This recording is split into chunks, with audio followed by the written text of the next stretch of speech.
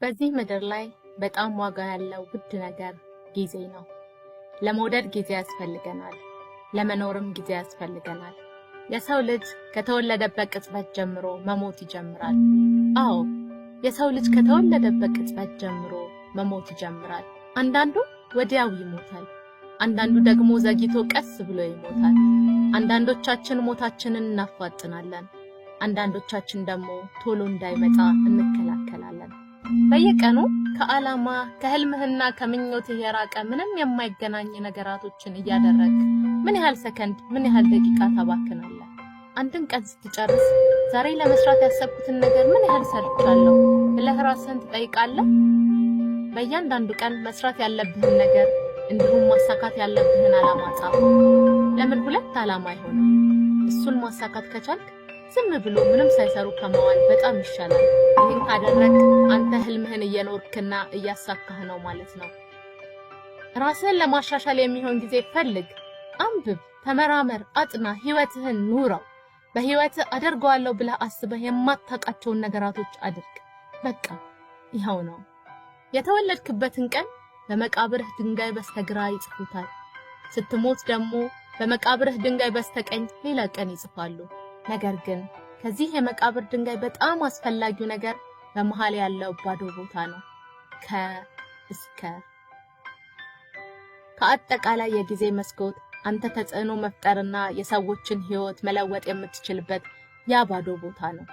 በምድር ላይ አሻራህን ልታሳርፍ ይገባል። ማንም ሊቀይረው የማይችል ታሪክ ልትገነባ ይገባል። ምንም ነገር ቢፈጠር ሰዎች ማን እንደሆንክ ሁሌም የሚያስታውሱት ሰው ልትሆን ይገባል። በመሃል ያለውን ባዶ ቦታ ስትኖር ለምን እንደምትኖር ልታስታውስ ይገባል። ያንተ ለምን ወደዚህ ምድር መጣሁ ነው። ለምን ይህን ነገር አደርጋለሁ ነው። ያንተ ለምን በጠዋት ለመነሳት ምክንያትህ ነው። ራስህን ለማጠንከር ምክንያትህ ነው። አዎ፣ የድካምን ጠርዝና ተስፋ መቁረጥን የምታልፍበት ምክንያትህ ነው። ችግሮችህን የምታልፍበትና በህይወትህ ነገራቶችን የምታከናውንበት ምክንያትህ ነው።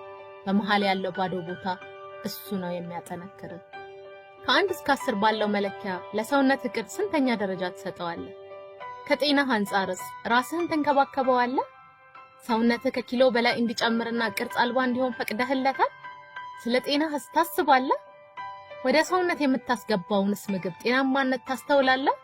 የሰውነት እንቅስቃሴዎችንስ ለማድረግ ጥረት ታደርጋለህ?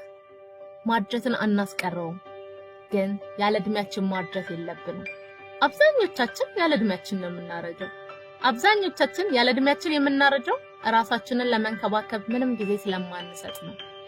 ለዚህ አካባቢህ ጥሩ ማሳያ ነው።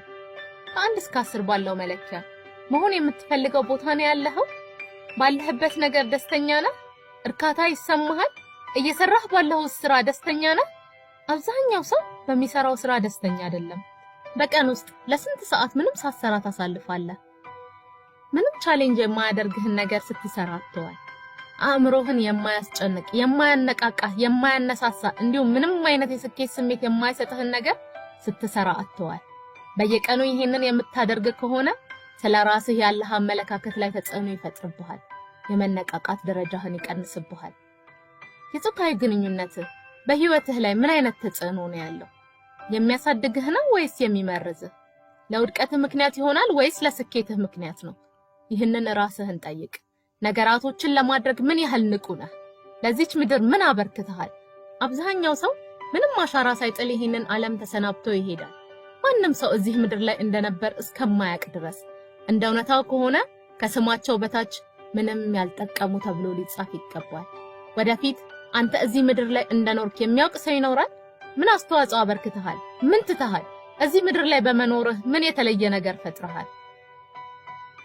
ለአንድ ሰከንድ የምትሰራውን ነገር አቁምና ምክንያትህን ጻፍ።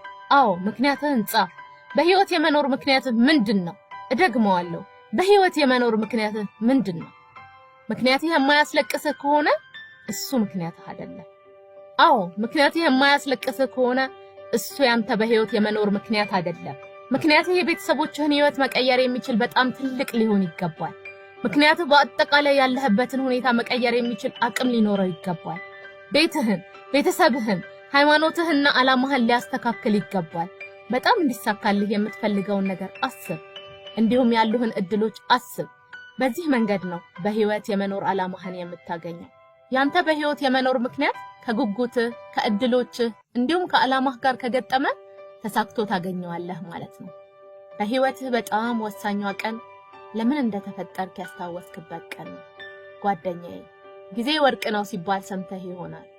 እኔ ደግሞ ጊዜ ህይወት ነው እልሃለሁ። አዎ ጊዜ ህይወት ነው። ስለዚህ ህይወትህን አታባክነው።